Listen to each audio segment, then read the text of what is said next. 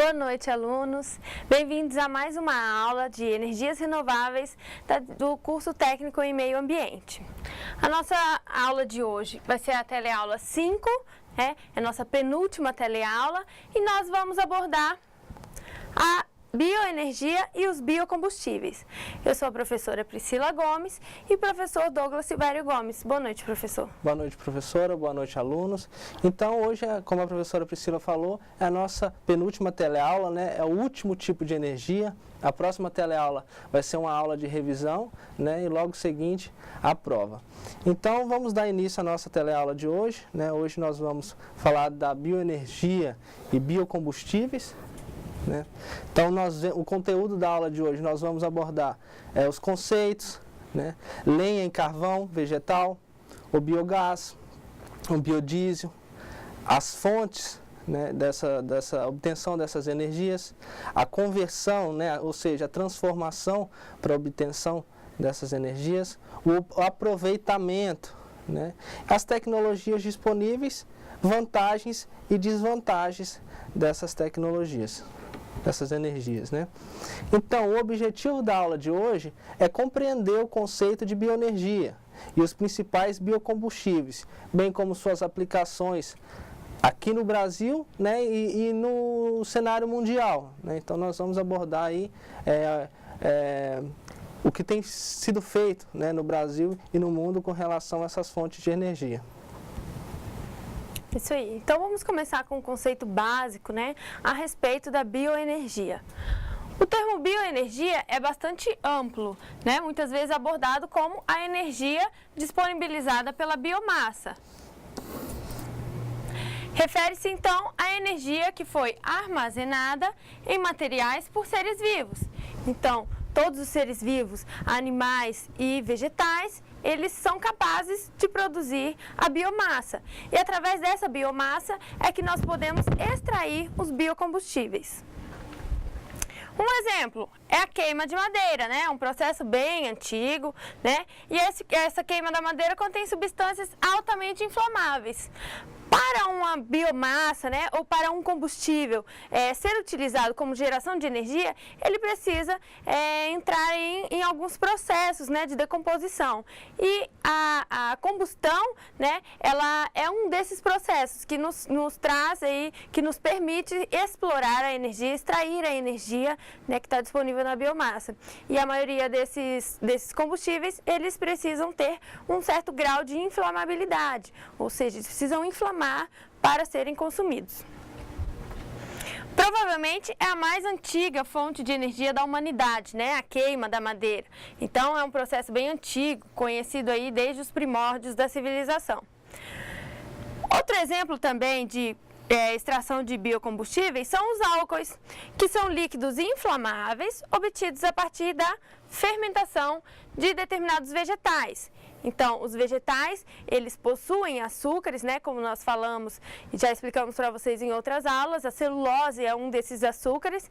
Os vegetais produzem açúcares e a partir dos açúcares, as bactérias agem em cima desse composto, né, que são os açúcares, e fazem o processo de fermentação, nos fornecendo, né, os álcoois, que são resultados, então, desse processo de utilização aí das bactérias. Uma outra fonte, né, de combustível através da biomassa é o biogás. O que é o biogás? É um gás inflamável, similar ao gás natural, porém ele é produzido por bactérias. Então, nós temos a digestão das matérias orgânicas, nós temos a digestão dessas matérias e através desse processo, né, é liberado um gás que é chamado de biogás, simplesmente porque ele é derivado de matéria biológica, né, de matéria que tem vida. Conceitos. Biocombustíveis são, então, quaisquer combustíveis de origem vegetal, também que não sejam de origem fóssil. Então, nós sabemos, já falamos aqui a questão da fossilização da matéria orgânica, nós sabemos que os combustíveis, né, as fontes de energia que são vegetais de origem fóssil, né, como o petróleo, por exemplo, né, ele não é considerado uma energia renovável. Nós já falamos lá, né, qualquer coisa vocês reassistam a nossa teleaula 4, né, para entenderem melhor. Nós já abordamos essa questão da fossilização fossilização da matéria orgânica, já abordamos a questão da formação do petróleo, né? Então, o petróleo, ele é sim de origem vegetal, no entanto, né, ele não é considerado um biocombustível por causa da fossilização, exatamente esse processo de fossilização. Então, eles podem ser originados da mistura de uma ou mais plantas, como, por exemplo, a cana-de-açúcar, a mamona, a soja, etc. Então, os biocombustíveis, eles podem ser derivados, né, de vários tipos de fontes diferentes, de vários tipos de vegetais diferentes. Apresentam-se como uma excelente alternativa para a substituição dos derivados do petróleo, como, por exemplo, a gasolina e o diesel. Nós vamos falar aqui para vocês um pouco melhor que o biodiesel, os biocombustíveis, né, eles têm uma eficiência, eles têm um rendimento, né, maior do que os combustíveis derivados da matéria fossilizada, né, derivados do petróleo, então. São menos poluentes, além disso, além de ter uma melhor eficiência, eles são menos poluentes. São biodegradáveis, ou seja, eles são degradados, né, através da ação de micro-organismos e podem ser utilizados puros nos motores ou misturados com outros produtos. Então, nada impede que eles sejam misturados, por exemplo, o biodiesel, nada impede que ele seja misturado com o diesel comum, né, o diesel proveniente do petróleo, da extração do petróleo. A diferença, então, entre os combustíveis fósseis, né, carvão, petróleo, e os biocombustíveis é que esses últimos aqui, os biocombustíveis, são renováveis. Como nós falamos para vocês, o petróleo, ele é uma fonte de energia não renovável e os biocombustíveis, devido à taxa de recuperação, à taxa de renovação, de regeneração da sua matéria-prima, né, que é muito rápida, eles são considerados, então, renováveis. Embora os combustíveis fósseis tenham se originado de seres vivos que viveram há muito tempo, ou seja, de plantas, né, que entraram em decomposição embaixo do solo durante milhares de anos, a uma alta temperatura e alta pressão, né, esse tempo de reposição desses combustíveis é muito grande, questão de milhões de anos. Então, para serem considerados renováveis, os recursos precisam ser repostos dentro de uma escala de tempo humana. Tá aí o motivo porque os combustíveis derivados do petróleo não são considerados combustíveis renováveis ou energias renováveis. Então, nós temos aqui vários tipos de tecnologia, né? Vários tipos de tecnologia de biocombustíveis. Essas tecnologias, elas, apesar de serem extraídas todas de biocombustíveis, ou seja, de combustíveis de fontes provenientes de formas de vida, eles têm diferentes processos. Então, esses biocombustíveis, eles podem ser diferenciados por alguns quesitos. A biomassa, ou seja, qual é a massa, qual é a minha fonte, de onde eu estou extraindo o biocombustível? Estou extraindo do vegetal, estou extraindo de onde, de que tipo de vegetal? Tudo bem? Então, essa divisão se refere, da biomassa se refere à minha fonte. De qual fonte eu estou explorando a energia? A partir de qual fonte eu estou produzindo biocombustíveis? Essa é uma das divisões. E a outra divisão é o processo e ou tecnologia de produção. Então, às vezes eu posso ter uma mesma fonte, mas em tecnologias diferentes, né, com processos de transformação diferentes, eu posso ter duas divisões aí diferenciadas de biocombustíveis. Essas tecnologias encontram-se em diferentes estágios de desenvolvimento. Por isso, nós temos algumas formas, né, alguns biocombustíveis que estão mais avançados, né, na questão da produção e outros que estão menos avançados. Isso é natural em toda a ciência acontecer.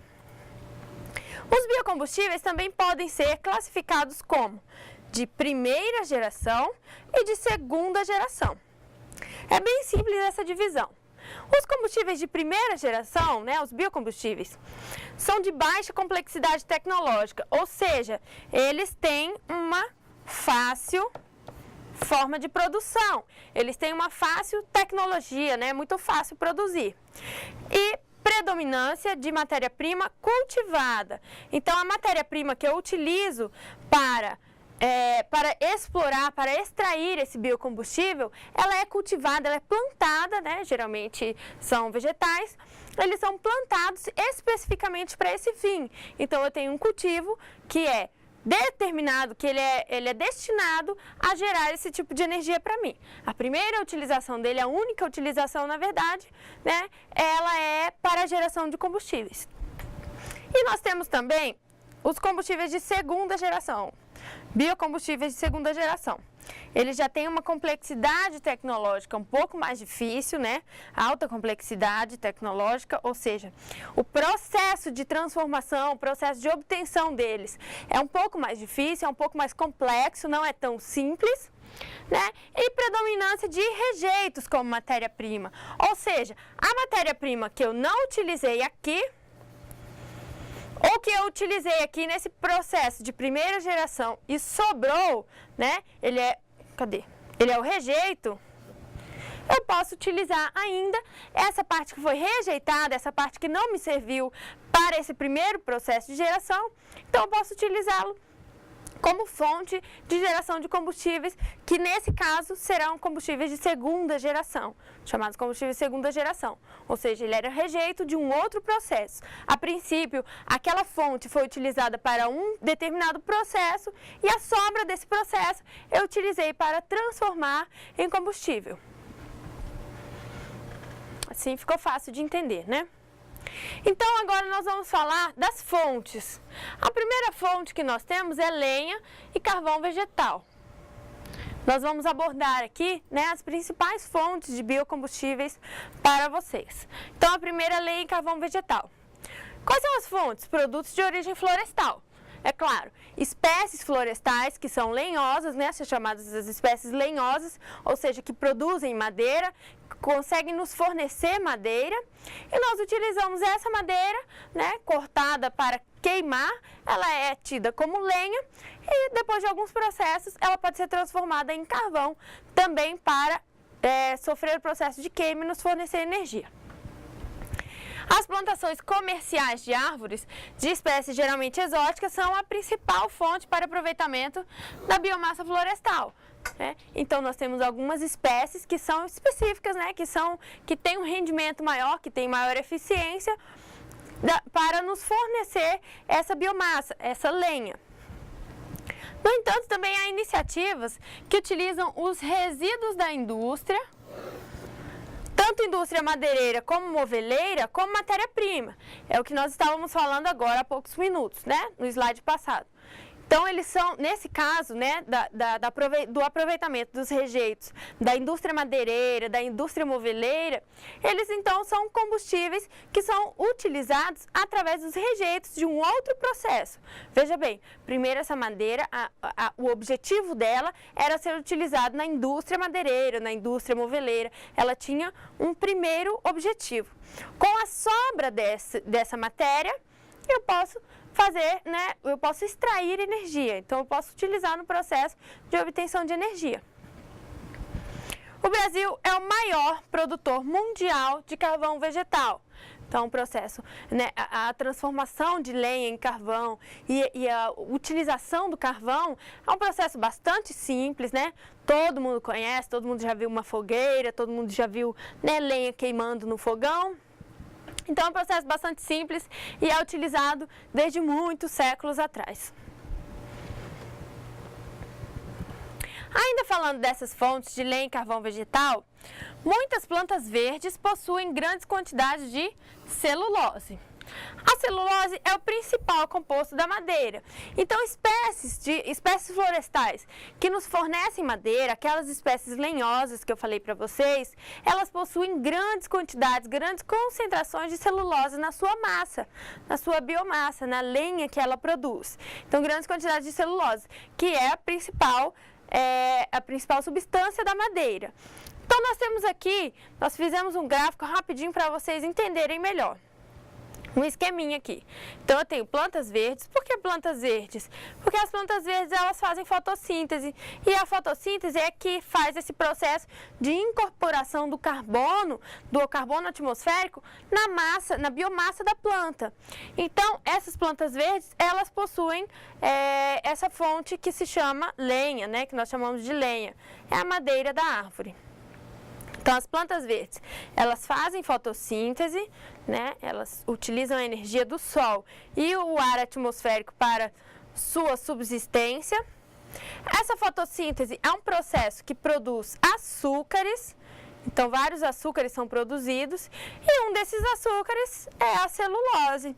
A celulose é um tipo de açúcar, então, que é produzido pelas plantas. Sim, aquela substância que nós utilizamos que nós utilizamos na madeira, porque ela é rica em celulose, é exatamente um açúcar. Vocês podem ver que esse prefixo -ose é o que denomina a substância dos açúcares, né? Nós temos a sacarose, a glicose, a glucose, e a celulose também é um tipo de açúcar, assim como esses outros tipos. Então, como todo açúcar, a celulose ela possui uma grande quantidade de energia química armazenada. Então, para quebrar essas moléculas, né, para quebrar as moléculas da celulose, nós temos uma grande liberação de energia nesse processo de quebra. Essa energia pode ser liberada na forma de calor, com a queima da madeira. Então, nós queimamos a madeira. Essa queima, a combustão da madeira, ela faz esse processo de quebra da molécula da celulose e nessa quebra nós temos grande liberação de energia. Por isso que a queima da madeira ela é uma fonte interessante para nos fornecer energia. Agora, como é a conversão desse processo? Então, primeiramente, os recursos florestais podem ser convertidos em energia através da combustão da lenha, como nós falamos, que é uma reação química que libera calor. E é exatamente esse calor que nós vamos utilizar na geração de energia. É um processo bastante simples, é um processo muito simples, bem corriqueiro aí na vida de todo mundo, utilizado tanto em nível doméstico, então eu posso utilizá-lo em nível doméstico e posso utilizar em nível industrial. Nível doméstico, nos fogões a lenha, né, principalmente em residências rurais, em locais rurais, e posso usar também, né, em nível comercial ou industrial, que é a utilização das caldeiras. Nós utilizamos lenha e carvão para alimentar as caldeiras das indústrias. Professor Douglas, gostaria de fazer algum comentário? A respeito da obtenção, né, da energia elétrica através da lenha, né, através da biomassa, né? A gente tem um exemplo aqui em Rondônia, de uma usina que utiliza esse tipo de combustível, esse tipo de fonte, né, para geração de eletricidade. Fica ali perto de Pimenta Buena, né? Então, através da lenha, da biomassa, né, eles produzem energia. Então, lá tem plantação de eucalipto, né? Então, eles coletam, né, eles recolhem o eucalipto e ele é processado nessa usina para a produção de eletricidade, né? Então, no Brasil existem várias usinas que produzem eletricidade através da lenha, né? Então, aí uma forma de produção. E aqui nós vamos abordar os dois tipos de conversão, né? Os dois tipos de obtenção do carvão vegetal. Então, através da lenha, como é que a gente consegue obter o carvão vegetal? Um primeiro processo é a carbonização, né? Que são fornos de alvenaria, tipo aqueles fornos em iglu, né? Fechado, com ciclos de aquecimento de até no máximo 500 graus Celsius e de resfriamento, né? Vários dias. Então, nesses fornos, a lenha ela é queimada, né? Ela fica queimando ali durante vários dias e esse processo depois ela é resfriada, né? Então retira toda a umidade presente na lenha. Então o carvão que a gente utiliza aí no churrasco, ele é feito, né, através dessa forma, ele é obtido através dessa forma. E um outro exemplo é a pirólise, né, que é a liquidificação de biomassa e resíduos orgânicos, onde o material básico é termicamente decomposto por aquecimento rápido em até 500 graus Celsius, sem oxigênio. Então, enquanto a carbonização, a lenha tem contato, ela é queimada, né, na presença do oxigênio, né, para ter queima precisa de oxigênio. A pirólise, ela não tem contato, não ocorre fogo, ela só aumenta dentro de um sistema, aumenta a temperatura, né, e ela não tem contato, não tem combustão, e esse aumento da temperatura faz ela desidratar, faz ela perder a umidade, e vão surgir aí dois subprodutos, né, um que é o carvão vegetal e um outro que é o bioóleo, né, que ele é um óleo compatível e parecido com o petróleo, né, mas ele é uma fonte renovável e ele pode ser utilizado como substituto do petróleo, né? Pode ser utilizado para a indústria química também, e é um método aí que está sendo utilizado ainda, muito pouco ainda, mas que está ganhando espaço, né? É uma técnica bem mais rápida que a carbonização, né? Então, questões de minuto ou hora, você consegue obter essa lenha, diferente da carbonização, que são dias e dias, né? Mas ainda é um processo um pouco caro. Isso aí. E agora, então, o professor Douglas já nos falou tão bem, né, a respeito da lenha e dos processos de obtenção do carvão. Nós vamos abordar o biogás, que é também um outro biocombustível, é uma forma de biocombustível.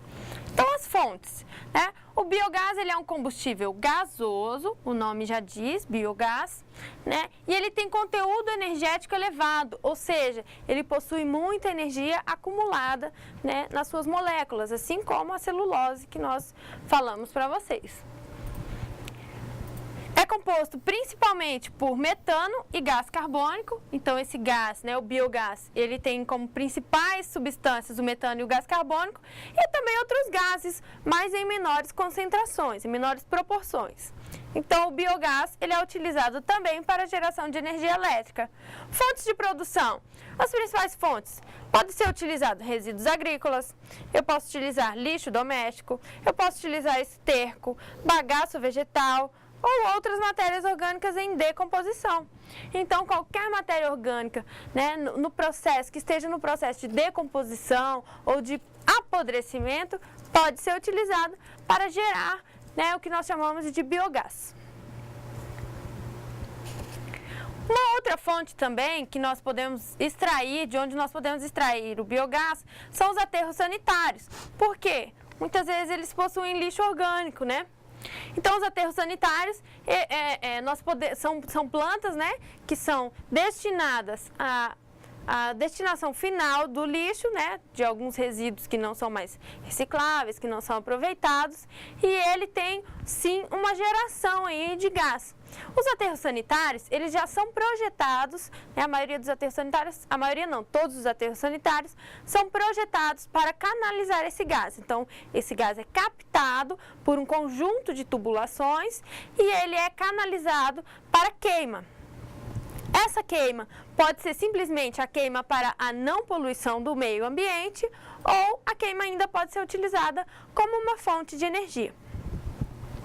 Então, como acontece aí a liberação do biogás nos aterros? As bactérias presentes, né, iniciam a produção de biogás. Então, no lixo, nós temos bactérias e essas bactérias são as responsáveis pela transformação da energia, da matéria orgânica em gás. Ele pode ser coletado e utilizado para queima, né, depois de gerado. Pode conter traços de gás sulfito de hidrogênio. Então, muito cuidado com esse gás. É o H2S. Ele possui hidrogênio e enxofre na sua composição. Nós precisamos ter cuidado com esse gás, porque ele é altamente tóxico, né? Muito cuidado.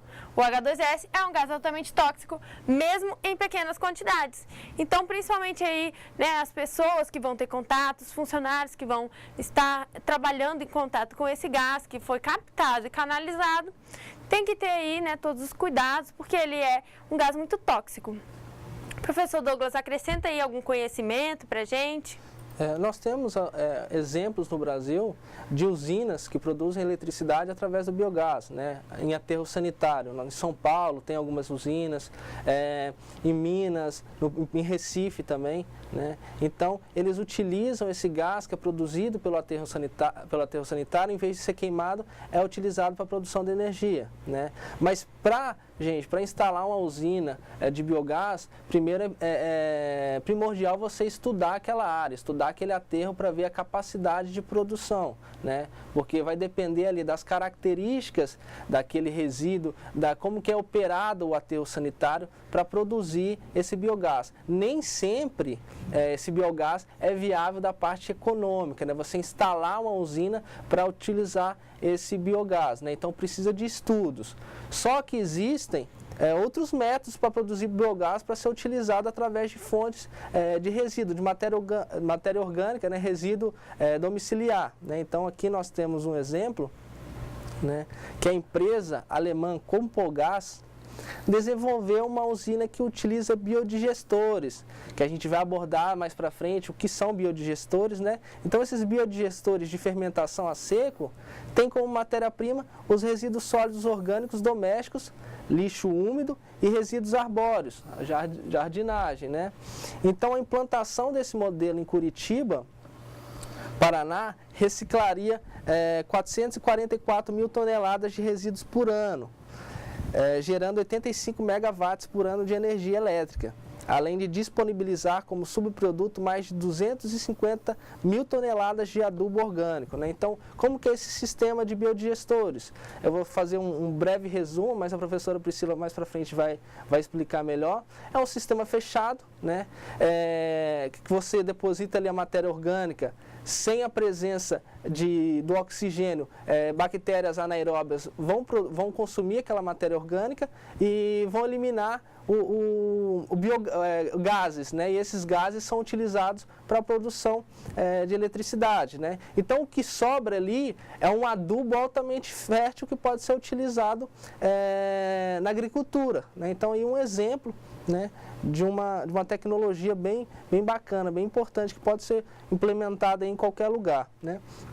Um projeto desse porte, em conjunto com ações de reciclagem de resíduos sólidos urbanos, pode representar o fim dos lixões e aumentar a vida útil dos aterros sanitários, né? Então, em vez de você levar para os lixões ou aterro sanitário aquele lixo, aquela matéria orgânica, você pode utilizar ela no biodigestor, né, para produzir esse biogás. Não vai ter tanta perda igual tem nos aterros sanitários, né, porque ali você não consegue canalizar aquele biogás, né, na sua totalidade, tem muita perda. Também é um processo lento, né, professor? É um processo muito lento.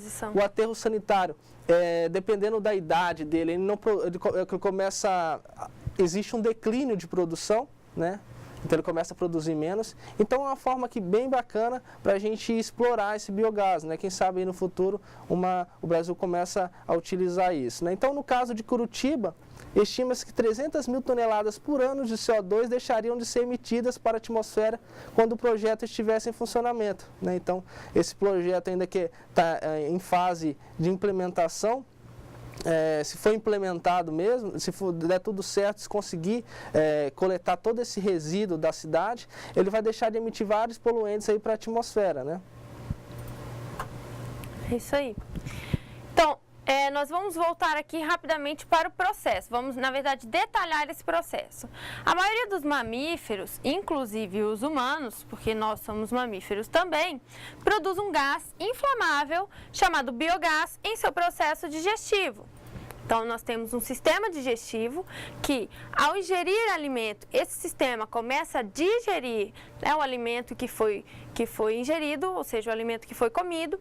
Ele retira a energia, assim como os processos de geração de energia, né, que nós utilizamos para transformar a energia elétrica, mas o nosso corpo retira essa energia, né, para utilizar no seu funcionamento, e a parte que ele não utiliza, né, essa outra parte, ela segue para o fim do nosso sistema. Conforme ela vai seguindo, existe geração de gases, existe uma geração de gases porque, né, ocorre a decomposição. Então, as bactérias também estão presentes no nosso sistema digestivo. Muitas bactérias estão presentes no alimento, né, nos alimentos que nós ingerimos.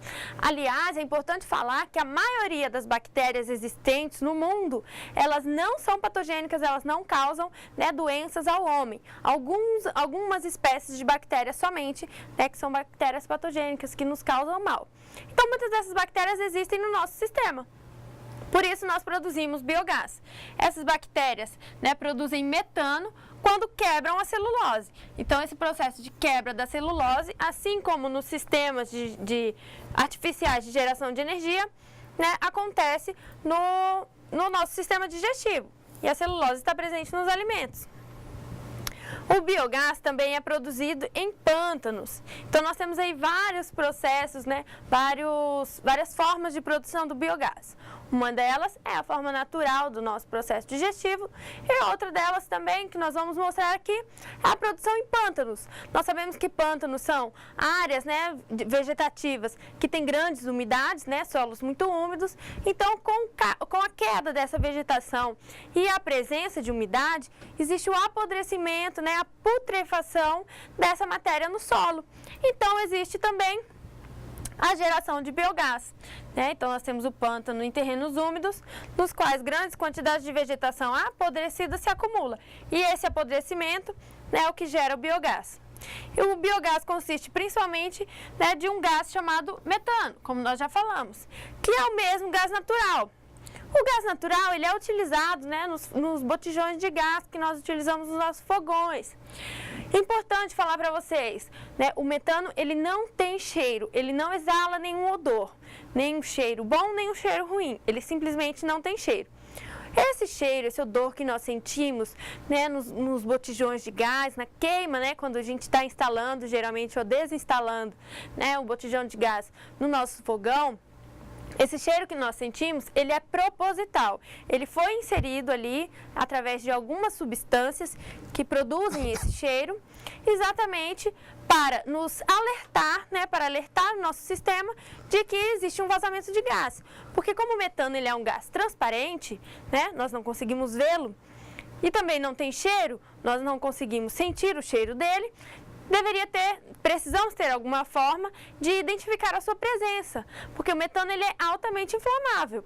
Então, se nós não identificarmos, né, a presença desse vazamento, nós poderemos, né, sofrer aí vários riscos, como por exemplo de explosão desse gás sendo liberado na atmosfera. Então, por isso esse cheiro é introduzido, né, propositalmente nesses sistemas. Mas o metano ele não possui cheiro. Também pode ser utilizado para aquecimento e cozimento, que é a forma que nós utilizamos. Como é o processo de conversão, então? Nós temos a produção industrial de gás em tanques chamados biodigestores, como o professor Douglas nos falou, né, nos apresentou. Gente, esses biodigestores, eles não são nada mais do que uma imitação do nosso processo digestivo, do nosso sistema digestivo. Então, eu tenho matéria orgânica, né, em decomposição, pedaços pequenos de matéria orgânica, porque quanto menor, mais rápido ele se decompõe. Eu tenho a presença de água, né, a presença de umidade, e eu tenho as bactérias agindo ali naquele sistema. Elas têm tudo que elas gostam ali: matéria orgânica, água e pouco oxigênio. Porque essas bactérias, que são chamadas bactérias metanogênicas, elas gostam de ambientes sem oxigênio. Elas produzem o gás metano, né, na ausência ou na presença de pouquíssimo oxigênio, mas geralmente na ausência. Então, é matéria vegetal picada que nós temos nesses biodigestores. Esses biodigestores nada mais são do que tanques, são câmaras fechadas. Então, nós temos essa matéria vegetal picada, fezes de animais que são misturadas e água dentro desse sistema. Por que as fezes de animais? Que são elas que vão me fornecer, né, uma grande quantidade de bactérias, as bactérias que vão fazer a quebra dessa matéria orgânica. Então, muitas bactérias de ocorrência natural também podem ser adicionadas, né, juntamente com essa matéria vegetal. Eu posso adicionar bactérias. O tanque é fechado de forma que o ar não possa entrar. Então, nós fechamos o tanque, deixa lá acontecendo esse processo de fermentação, esse processo de digestão, né, da matéria orgânica, e nós vamos ter uma consequente liberação do gás metano. Aí nós colocamos uma figura aqui para vocês verem melhor, né, visualizarem. É claro que ele está de uma forma bem simplificada aqui, né? Os biodigestores não são pequenos assim, não são tão simples, mas é um processo bem simples e ilustrado para vocês entenderem melhor. Então, nós temos primeiro a entrada de água, nós temos a entrada de excrementos animais, né, e restos de alimentos que são misturados, né, para alimentação, são a fonte, né, de alimentação do biodigestor. E nós temos aqui a ação de bactérias decompositoras do lixo, né, que transformam em gás metano. Esse biodigestor ele é fechado, depois ele é hermeticamente fechado para não permitir a entrada de oxigênio. E o gás que é gerado aqui é captado aqui por cima e ele é encaminhado, né, para um alimentador ou um gerador, né, o que vai aquecer esse gás. E as sobras, e ainda, como o professor Douglas falou, nós temos subprodutos, né? Esses subprodutos aqui, eles podem ser utilizados como fertilizante, como adubo orgânico, que pode ser utilizado na agricultura ou pode ser utilizado, né, em projetos de jardinagem comum aí nas nossas casas, nossos comércios, né, nas cidades. Conversão ainda. Em alguns dias, então, esse processo fechado, as bactérias metanogênicas produzem o metano, que é o que nós queremos, né? É o principal ingrediente do biogás. O biogás, então, na forma de bolhas na mistura. Então, ele vira uma massa grossa, meio líquida, meio pastosa, meio sólida. E ela se digere, né? Então, as bactérias digerem. Essas bolhas de metano, essas bolhas de gás, como nós sabemos, o gás tendem a subir, né? Os gases sempre tendem a subir. Então, eles sobem para o topo do tanque e podem ser armazenados em balões, né? Para uso posterior, ou em cilindros, enfim, no sistema que você queira armazenar. Quando a produção de gás no biodigestor fica muito lenta, retira-se o material do tanque, substituindo por um novo. Então, nós temos aí o esgotamento, né, do potencial desse material. Eu tenho um determinado material que durante alguns dias ele vai me fornecer o biogás, mas depois, conforme ele for sendo consumido, conforme ele for sendo digerido pelas bactérias, eu tenho esgotamento desse potencial. Então, eu retiro aquele material que vai virar um adubo orgânico e insiro um novo material rico, né, em matéria orgânica, rico em produção de biogás, né, que tem um alto potencial de produção de biogás. Então, esse material já usado funciona como um excelente adubo. A temperatura ideal para as bactérias é de 20 a 45 graus Celsius. Então, elas são bactérias que gostam de calorzinho, né? Temos também uma faixa de pH que é ótima para esse processo, né? O pH, ele nos revela aí, né, de uma forma indireta a acidez do meio, né? Quanto maior o pH, menos ácido, e quanto menor o pH, mais ácido.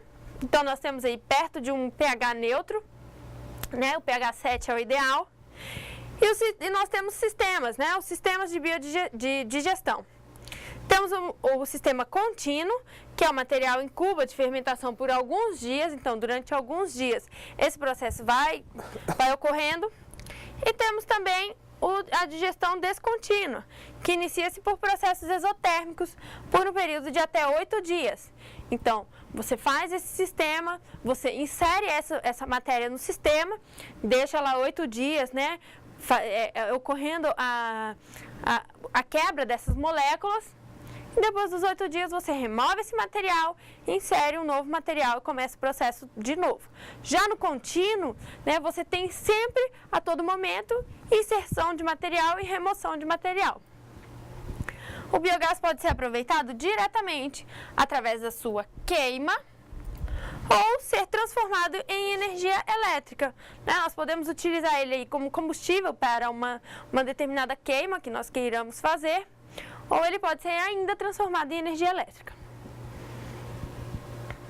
O primeiro motor, né, movido... nós vamos falar agora do biodiesel. É uma outra fonte de biocombustível, né, o biodiesel.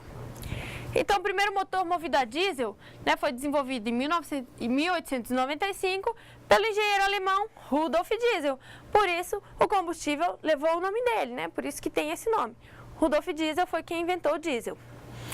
O primeiro combustível, então, o primeiro diesel utilizado, ele era totalmente vegetal. Foi extraído, né, a partir de óleo de amendoim. Então, nós tínhamos o primeiro diesel, ele era vegetal, ele era de origem vegetal, e depois com essa ideia, né, com esse conceito já formado, hoje nós temos aí, né, que a maior quantidade de diesel gerado no mundo, produzido no mundo, ele não vem mais da matéria vegetal, ele vem do combustível fóssil, né, que é do petróleo. A partir do petróleo nós obtemos o diesel. Mas essa questão da exploração de matéria orgânica, né, dos vegetais, está voltando, principalmente no Brasil, que é um país que tem buscado aí, né, nós somos um país que temos buscado muitas fontes de energias renováveis. Então, o etanol e metanol são álcoois, né, que são altamente inflamáveis. Eles são utilizados para a produção de biodiesel. podem ser fabricados a partir de açúcares ou fibras vegetais. Então, os álcoois, eles são formados a partir da fermentação de açúcar. Nós temos açúcares na matéria orgânica vegetal e a fermentação desse açúcar nos fornece, né, metanol e etanol, que são álcoois. Tanto o etanol como o metanol são excelentes combustíveis para carros e caminhões, né? Eles têm uma queima limpa e fornecem mais potência do que a gasolina.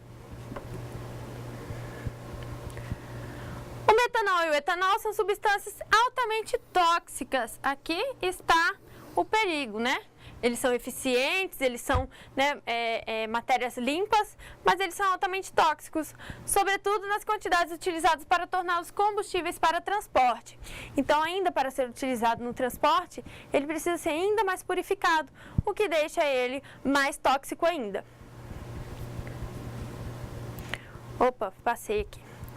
O metanol, principalmente, né, ele é tóxico, muito mais ainda do que o etanol. Mesmo em pequenas quantidades inaladas na forma de gás ou ingeridas, né, o que é muito pior, podem causar cegueiras e sérios danos fisiológicos até a morte. Já o etanol é produzido a partir da garapa da cana-de-açúcar, ou seja, a cana-de-açúcar é moída, nós extraímos a garapa, ou seja, aquele caldo, né, o caldo de cana que nós tomamos, ele é a fonte de extração, de produção, né, do etanol. É acondicionado em dornas, né, em alguns recipientes, onde sofre fermentação pela ação de micro-organismos. Então, as bactérias fermentam, né, essa garapa, esse açúcar que está presente na cana-de-açúcar. Logo após essa etapa, o álcool é destilado, né, então é um processo de purificação aí do álcool e é separado da água de outras substâncias. A um primeiro momento, esse álcool ele contém outras substâncias e ele contém uma porcentagem de água. Então, o processo de destilação é exatamente isso, é a remoção das impurezas e remoção da água. Após a destilação, obtém-se então o álcool hidratado, isso é, com grau alcoólico entre 92% e 93,8%, pronto como combustível, ou seja, ele é chamado hidratado porque ele ainda possui, né, alguma porcentagem de água. Então, hidro é a palavra que significa água, então álcool hidratado é um álcool que ainda tem uma porcentagem de água.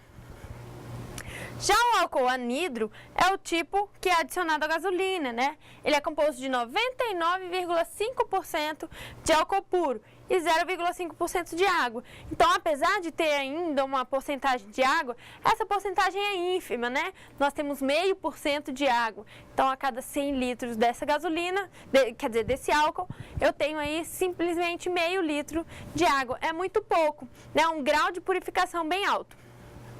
Então, por isso ele não é chamado de álcool hidratado, e sim álcool anidro. Existem estudos avançados, né, que buscam a conversão da celulose ainda do bagaço da cana. Então, atualmente nós utilizamos o caldo da cana, a garapa da cana para gerar o álcool, né, para obter a produção de álcool, mas já existem estudos que estão buscando utilizar também o bagaço, ou seja, a sobra dessa produção, né, que é o bagaço, que é a parte sólida, utilizar essa parte sólida também para a produção do álcool.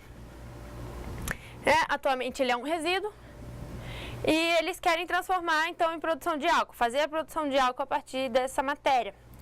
Algumas etapas para a efetivação dessa tecnologia já estão bastante desenvolvidas. Uma delas, por exemplo, é o pré-tratamento do bagaço, ou seja, ele primeiramente é desestruturado, né? Ele sofre uma quebra nas suas moléculas para deixar a celulose exposta à hidrólise. A hidrólise é um processo de quebra de moléculas. Então, nós temos a celulose, que é extraída do bagaço da cana, e essa celulose pode ser quebrada através do processo chamado hidrólise e também transformada em álcool. A etapa seguinte já vem sendo testada e aprimorada, sendo ainda necessário rigoroso controle, né, para que não ocorram reações paralelas indesejáveis. Então, é um processo que ainda não é muito conhecido, né, ainda não temos o domínio desse processo, e isso pode causar aí algumas reações que nós não queremos nesse processo. Então, por isso ele está em fase ainda de estudo, né, de avanço. Professor Douglas, fala um pouquinho para a gente, né, sobre a utilização no Brasil. Então, gente, boa parte da frota brasileira já roda com carros bicombustíveis, né? Os chamados carros flex. Eles podem ser abastecidos tanto com álcool quanto a gasolina, né? Então, o álcool, ele foi um programa do governo, né, o Proálcool, ali, que começou mais ou menos em 1969, que tinha o objetivo, né, de desenvolver um combustível alternativo, porque o preço da gasolina estava muito elevado. Então, o governo federal criou esse programa para desenvolver um combustível que poderia ser utilizado nos carros, né? Então, as vantagens da utilização do álcool, eles são menos poluentes, são renováveis e são 100% nacional, né? Então, a tecnologia que foi desenvolvida aqui por um professor lá da Unicamp, né? Então, ele desenvolveu essa tecnologia que hoje é utilizada aí em boa parte dos carros, né? Há também um programa do biodiesel, né, destinado à substituição do óleo diesel de origem fóssil por óleo combustível de origem vegetal. Então, o diesel que é utilizado nos caminhões, nos ônibus, eles são adicionados 5% de biodiesel. A gasolina, como a professora Priscila falou, vai uma porcentagem também de álcool, né? Um álcool que tem uma pureza elevada, pouquíssima água, em torno ali de 25% de álcool é adicionado na gasolina.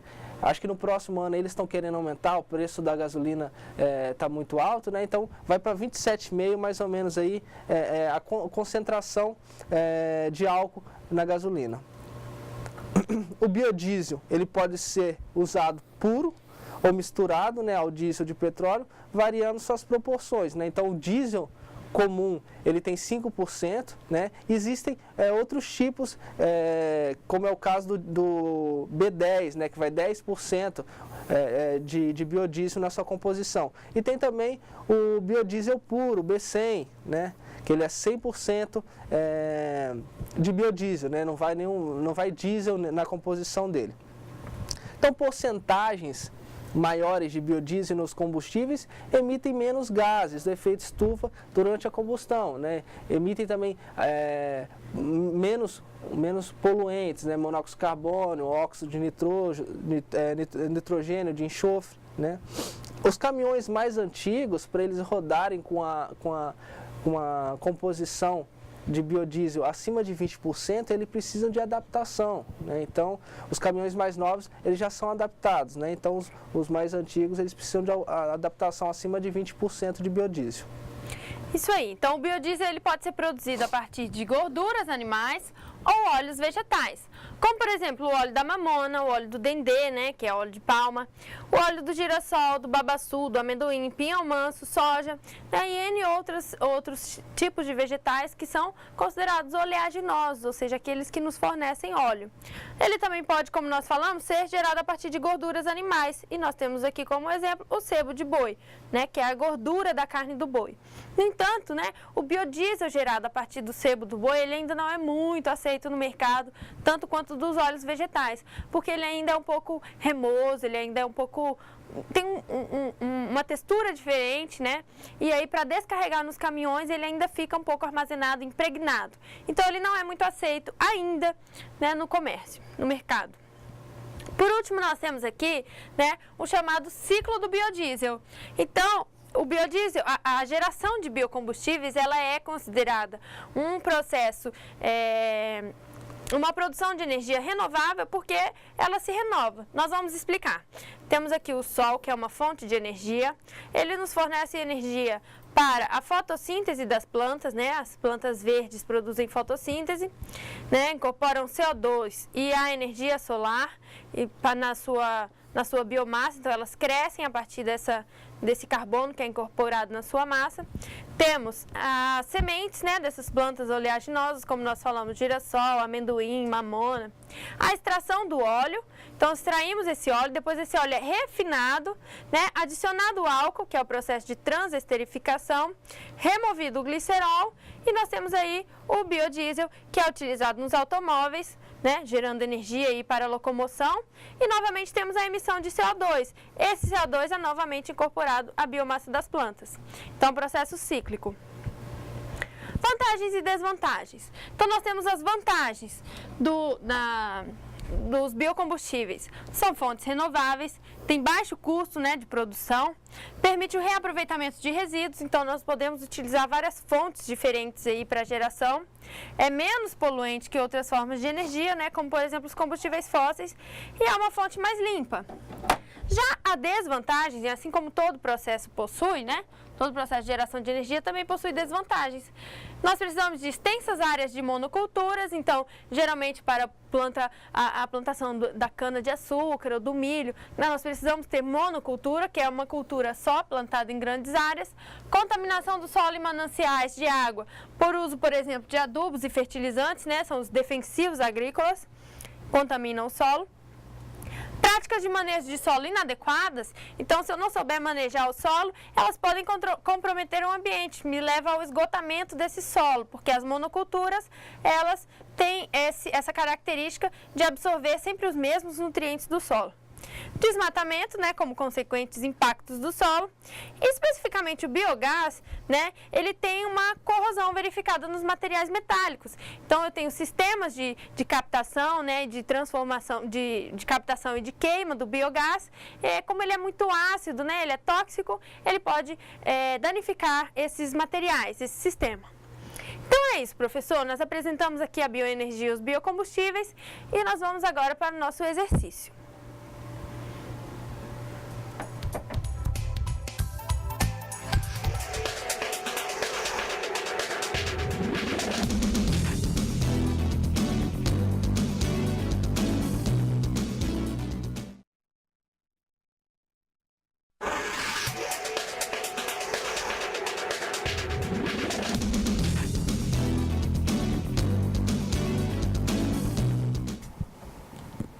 Olá novamente, pessoal, estamos voltando aí do nosso intervalo, né, que foi dado aí para vocês fazerem a resolução dos exercícios e agora nós voltamos com as correções e alguns comentários sobre os exercícios.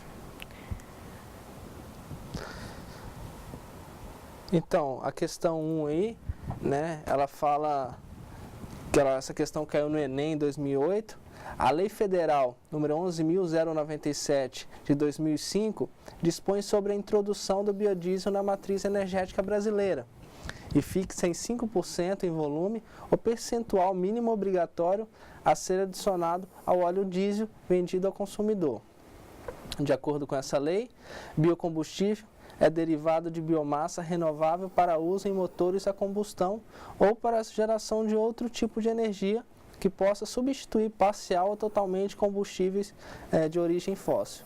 Diante disso, podemos afirmar que a introdução de biocombustíveis na matriz energética brasileira, letra A, colabora na redução dos efeitos da degradação ambiental global produzida pelo uso de combustíveis fósseis, como os derivados do petróleo, letra B, provoca uma redução de 5% na quantidade de carbono emitida pelos veículos automotores e colabora no controle do desmatamento.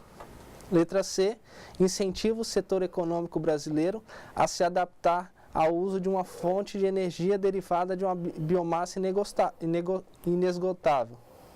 E letra D, aponta para a pequena possibilidade de expansão do uso de biocombustíveis fixado por lei em 5% do consumo de derivados do petróleo. Então, nós temos aí, né, 4 opções da questão 1, nós temos 4 alternativas de resposta. E, professor, nós temos participações aí dos alunos? Sim, nós temos. Os alunos de Ariquemes aí nos enviaram a resposta deles e eles marcaram a letra A. Letra A, né? Isso. Então, os alunos de Ariquemes, obrigada pela participação de vocês e a resposta de vocês está correta. A nossa alternativa correta é a letra A. Colaboração na redução dos efeitos da degradação ambiental global produzida pelo uso de combustíveis fósseis, né, como por exemplo os derivados do petróleo. Então, já o biodiesel, ele não tem essa produção, né, de poluentes que os derivados do petróleo têm. Então, a alternativa correta é a letra A. Por que não a letra B? Porque a letra B diz que provoca uma redução de 5% na quantidade de carbono. Não, 5% é o volume de biodiesel que é adicionado ao diesel comum atualmente, né? O nosso diesel que é utilizado nos postos, né? Eles têm sempre 5% de biodiesel, mas isso não quer dizer que 5% do carbono vai deixar de ser emitido, e essa conta não é redonda assim, né? O cálculo não é assim diretamente proporcional à quantidade de biocombustível que é adicionado. Porque o biodiesel também, ele libera gás carbônico, né, professor? Então, essa conta é o que você tinha falado, né? Ele também libera, não quer dizer que é uma fonte renovável, né? Vem da biomassa, que não vai emitir gás carbônico. Então, o biodiesel também ele emite uma menor quantidade, mas emite também gás carbônico. Exatamente. A letra C, por que não é a letra C? Incentiva o setor econômico brasileiro a se adaptar ao uso de uma energia derivada de uma biomassa inesgotável. A biomassa não é inesgotável, né? Nós sabemos que a biomassa ela é renovável, é uma fonte de energia renovável. Isso não quer dizer que ela é inesgotável, quer dizer simplesmente que ela se renova a ponto de ser utilizada novamente a tempo, né, de se renovar outra vez.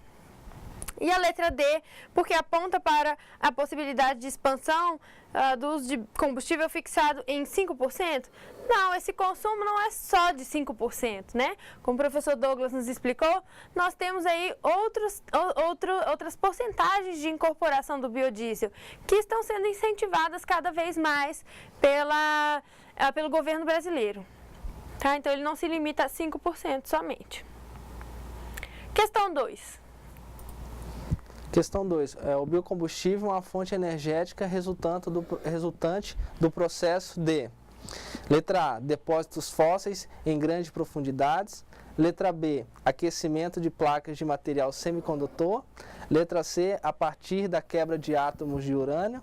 Letra D, movimento dos ventos captados por pás de turbinas ligadas a geradores.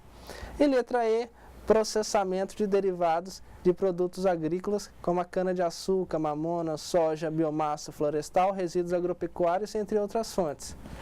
Então, nós tivemos participações aí, professor? Sim, os alunos de Ariquemes enviaram a resposta e a letra E, né? Letra E dos alunos de Ariquemes. Alunos de Ariquemes, vocês estão muito aplicados. Mais uma vez, a resposta de vocês está correta, né? Então, a fonte energética, né, o processo, né, que nos traz essa fonte, que é o biocombustível, ele é obtido através do processamento de derivados de produtos agrícolas, como, por exemplo, cana-de-açúcar, mamona, soja, biomassa florestal, resíduos agropecuários, né, entre outras fontes aí que nós citamos durante a nossa aula. Então, vocês estavam atentos. Essa questão também estava bem facinho, né? Próxima questão. O debate atual em torno dos biocombustíveis, como o álcool de cana-de-açúcar e o biodiesel, inclui o efeito estufa. Tal efeito garante temperaturas adequadas à vida na Terra, mas seu aumento indiscriminado é danoso. Com relação a esse aumento, os biocombustíveis são alternativas preferíveis aos combustíveis fósseis. Por quê? Letra A, são renováveis e sua queima impede o aquecimento global. Letra B, retiram da atmosfera o CO2 gerado em outras eras. Letra C, abrem o mercado para o álcool, cuja produção diminui o desmatamento. E letra D, são combustíveis de maior octanagem e de menores taxas de liberação de carbono. E nós tivemos participação novamente? Sim, os alunos de Ariquemes mandaram aqui a resposta, letra D. Eita, parabéns, os alunos de Ariquemes estão afiados na nossa aula. Então, vocês estão corretos, a letra D é a resposta correta. Então, né, os biocombustíveis são preferíveis aos fósseis, por quê? Aos combustíveis fósseis, porque eles têm menores taxas de liberação de carbono, né? Apesar de liberar carbono, eles liberam uma quantidade menor, e também são combustíveis de maior octanagem. O que é octanagem? A octanagem, ela é a dificuldade, a resistência de um combustível entrar em ignição. E a ignição é o processo de pegar fogo instantaneamente, né? Involuntariamente. Então, ele pega fogo sozinho. Então, esse processo é chamado de ignição. Quanto menor a probabilidade de acontecer esse processo, maior é o que nós chamamos de octanagem.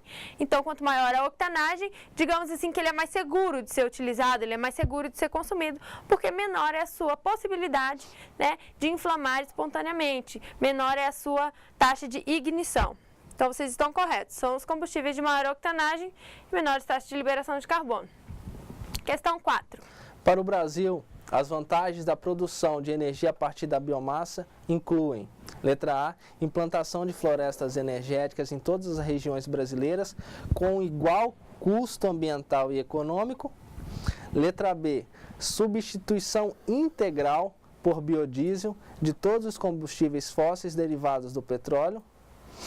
Letra C, formação de florestas energéticas em terras impróprias para a agricultura, né? Importação de biodiesel de países tropicais em que a produtividade das florestas seja mais alta. Regeneração das florestas nativas em biomas modificados pelo homem, como o Cerrado e a Mata Atlântica. E essa última questão nós temos participações. Os alunos de Ariquemes marcaram a letra B. B de bola? Isso. Ô, alunos de Ariquemes, não foi dessa vez, né? A resposta correta do nosso exercício, da nossa questão 4, é a letra C. Formação de florestas energéticas em terras impróprias para a agricultura, né? Então, o que o exercício pedia eram as vantagens, né, de se produzir energia a partir da biomassa. Então, todas as formas de massa que tem carbono, né, massa que é de origem de seres vivos, que podem nos produzir energia. Então, essa é a biomassa. Quais são as vantagens? A formação de florestas energéticas em terras impróprias para a agricultura. Por quê? As terras que são utilizadas para a agricultura, elas têm que ter um nível de fertilidade bem alto. Então, essas terras que não podem ser utilizadas para a agricultura, poderiam ser, né, perfeitamente utilizadas aí para a plantação de florestas, né, para o reflorestamento que nós chamamos. É esse processo, né, de plantação artificial das florestas.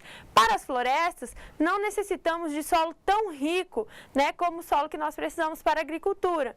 Então, a vantagem seria essa, que nós poderíamos utilizar essas terras que hoje não são utilizadas, né, para fazer essa plantação de florestas, né, e utilizar aí na produção de biocombustíveis a partir da sua biomassa que está disponível. E só um dado aqui, professora, 30%, né, das terras do Brasil, elas são impróprias para a agricultura, né, então que poderiam aí estar sendo utilizadas para a produção da biomassa, né, dessa biomassa que poderia ser utilizada como forma de energia. Isso. Aí, só corrigindo aqui, o que eles marcaram a letra B, né, professor? Isso. Então, por que não seria a letra B? Substituição integral por biodiesel de todos os combustíveis fósseis derivados do petróleo? Então, a vantagem não é essa. Quer dizer, nós não iríamos substituir, né, o aumento, o incentivo da utilização do biodiesel, a intenção dele não é substituir integralmente, né, ou seja, 100%, substituir 100% o consumo de combustíveis fósseis. Porque hoje nós sabemos, né, que a maioria dos combustíveis utilizados, principalmente na indústria automobilística, né, no comércio de automóveis, ele é proveniente, né, de origem fóssil, proveniente do petróleo, como por exemplo a gasolina. Então, nós deixaríamos de utilizar a gasolina, né? E tantas plantas, tantos projetos econômicos, né, que o Brasil tem, não só o Brasil, mas o mundo, né? O mundo inteiro, que utiliza, né, essa forma de extração de combustível, seriam simplesmente abandonados, né? Tantas estruturas, a Petrobras que nós temos, que é a extração de petróleo, então seria abandonada. Não é essa a intenção, né, do incentivo ao consumo do biodiesel, não é substituir integralmente, mas é que aos poucos, né, ele vai crescendo, esse consumo vai crescendo, né, e seja incentivado pelo governo. Os subprodutos também do petróleo que são utilizados, né, terão um impacto muito grande na economia, né? Então aumentaria esses subprodutos, né, o plástico, o preço do plástico, então teria um impacto ali negativo, porque você não conseguiria extrair petróleo se não tem uma utilização, se não é utilizado como combustível, né? Então isso vai ter um impacto negativo na economia, né? Então, como a professora Priscila falou, a gente tem sim que investir em biocombustíveis, né? Mas mudar totalmente a matriz energética do Brasil, assim, do nada, né? É complicado, né? Isso pode prejudicar a economia. Até porque, como nós falamos, né, nas aulas anteriores, né, professor, é importante nós termos essa diversificação. Não seria nem interessante, né, que o Brasil ou qualquer outro país dependesse somente da produção, né, do biodiesel ou das fontes provenientes da biomassa, né? Nós temos que ter, sim, essa diversificação aí de fontes de energia, né, como nós falamos durante toda a nossa disciplina.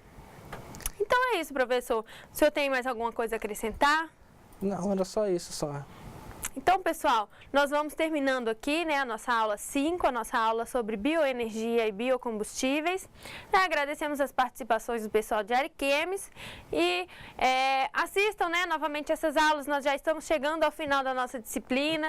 Vocês daqui a pouco já vão estar formados. Então, assistam novamente essa aula e as outras aulas que nós demos, porque a próxima aula vai ser revisão de conteúdo. Só lembrando também, professora, que já tem, né, os questionários estão disponíveis para vocês no ambiente virtual de aprendizagem, então façam os questionários, né, isso vale nota. Então, até a próxima aula, né, nossa última teleaula, que vai ser uma revisão de todo o conteúdo, de todas as fontes de energias abordadas até o momento, né, e até a próxima teleaula nossa, tá bom? Tenham uma boa noite vocês e fiquem com Deus. É isso aí, pessoal. Boa noite e muito obrigada.